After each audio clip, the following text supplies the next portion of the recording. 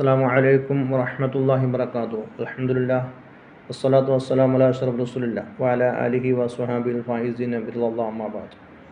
മഹാനായ ലുഖ്മാനുൽ ഹക്കീം റളിയല്ലാഹു തആല അൻഹു മറ്റൊരാളുടെ അടിമയായി ജീവിക്കുന്ന സന്ദർഭത്തിൽ തൻ്റെ യജമാനൻ മഹാനായ ലുഖ്മാനുൽ ഹക്കീം തങ്ങളോട് പറയുകയുണ്ടായി, ഈ ഒരു ആടിനെ അറുത്ത് ആ ആടിൻ്റെ ഏറ്റവും നല്ല 2 ഭാഗം എൻ്റെ അടുക്കൽ കൊണ്ടുവരാൻ വേണ്ടി കൽപ്പിക്കുകയുണ്ടായി.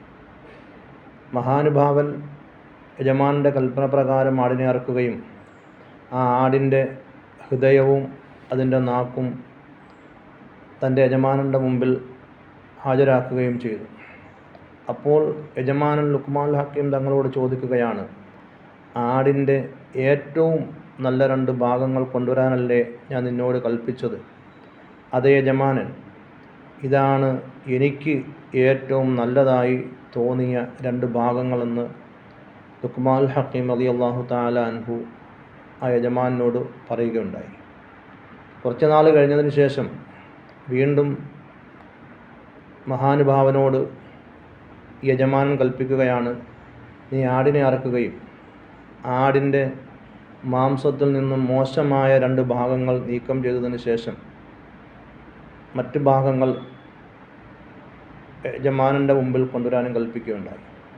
ആ സന്ദർഭത്തിലും മഹാനായ ലുഖ്മാനുൽ ഹക്കീം റളിയല്ലാഹു തആല അൻഹു ഒരാടിനെ അറുക്കുകയും ആ ആടിൻ്റെ നാക്കും അതിൻ്റെ ഹൃദയവും മാറ്റിയതിന് ശേഷം മറ്റ് ഭാഗങ്ങൾ യജമാനൻ്റെ മുമ്പിൽ കൊണ്ടു വെക്കുകയുമുണ്ടായി.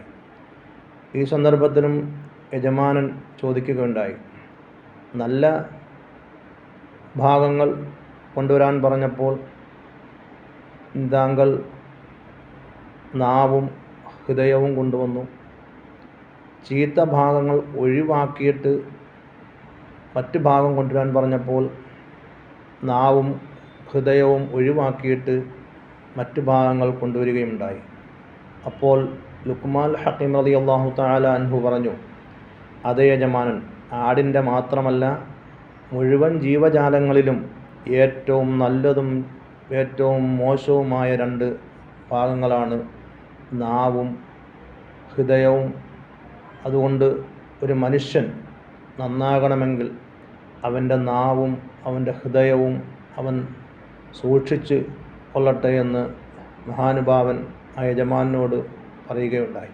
ഇത് ചരിത്രത്തിൽ നിന്ന് നമുക്ക് മനസ്സിലാക്കാൻ സാധിക്കും. നാഥനായ റബ്ബ് സുബ്ഹാനഹു വ തആല നമ്മുടെ അവയവങ്ങളെയൊക്കെ എല്ലാവിധ ഹറാമിയത്തിൽ നിന്നും സൂക്ഷിച്ചുകൊണ്ട് അള്ളാഹുവിനെ വഴിപ്പെട്ടുകൊണ്ട് ജീവിക്കാൻ നമുക്ക് തൗഫീഖ് നൽകുമാറാകട്ടെ. ആമീൻ. അസ്സലാമു അലൈക്കും വറഹ്മത്തുള്ളാഹി വബറകാതുഹു.